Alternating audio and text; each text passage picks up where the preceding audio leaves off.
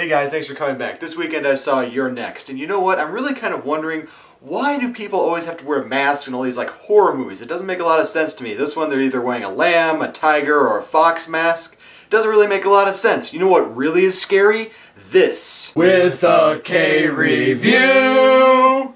It's VIC? No, it's with a K. Oh. So when I started to see trailers for this movie a few months ago, I really thought it was going to be like The Purge. You know, it's going to be a home invasion movie, there's going to be a couple of cool kills, small twist, bing bang boom, done. However, this movie did have something really different about it that I didn't expect to see. The movie's directed by Adam Wingard, and I really don't know a whole lot about him. When I looked him up, he looks like he's a horror director who's directed a lot of stuff over the past couple of years. He directed VHS that came out on video last year, I know, pun intended. And this year, he did VHS 2. I never saw those because I really don't put a whole lot of stock into movies that come out on video that are horror, but unless it's part of the Leprechaun series, totally buying that. So this movie, You're Next, was actually released in 2011, and it started gaining a lot of fanfare, and a lot of people in the horror community really liked it. Went to a few film festivals, and then they decided to give it a wider release for the summer. So as the movie starts out, the family gets together at the house out in the woods, you know, just like any typical horror movie would start out. But what's really bad is when the family members start to talk. It's kind of like, God, this dialogue is hurting my ears. And what's really weird is after the break-in starts, the acting talent in the movie that started out right here goes up a little bit to there.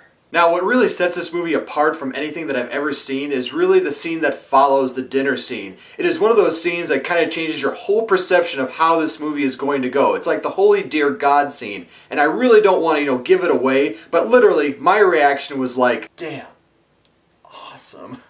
What do you think?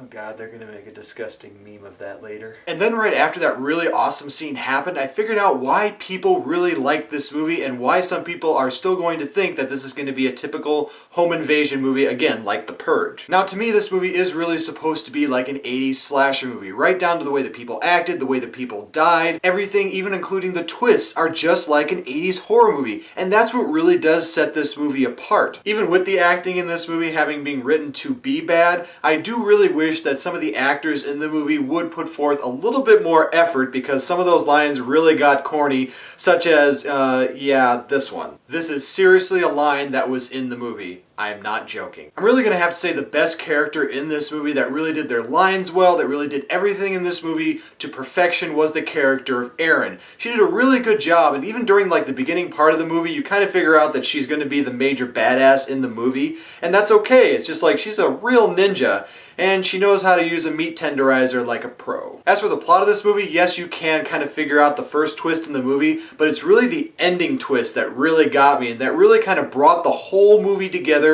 with the character of Erin and her boyfriend Crispin, who actually, oddly enough, looks like Wheezy Waiter. If you guys ever watched that show, yeah, looks just like Wheezy Waiter. So since this movie was like a really good throwback to those 80s horror flicks, I think I'm going to give this one a 3.5K review. It's going to be a really strong one, so I really suggest that you guys go out and see this movie in theaters for a matinee price only, and when it comes out on video, make sure to rent it. And you know what, if you're actually a really big horror fan, pick this one up on Blu-ray. Thanks guys for watching my show. I really do appreciate all the viewers and subscribers that I do have. Make sure to click over here if you want to see any of my other past reviews. And you know what? Subscribe above and comment below. And make sure to click those keys and tell me, do you really think that there's been any really good horror movies that's come out over the past couple of years? Or are they just recycling stuff over and over? Even this one. Is this one just kind of a remake of all the other 80s horror movies? If you go see this movie, comment below and let me know if you really liked it. And never forget, if you don't like what you're watching, you can always turn it off. Thanks, guys.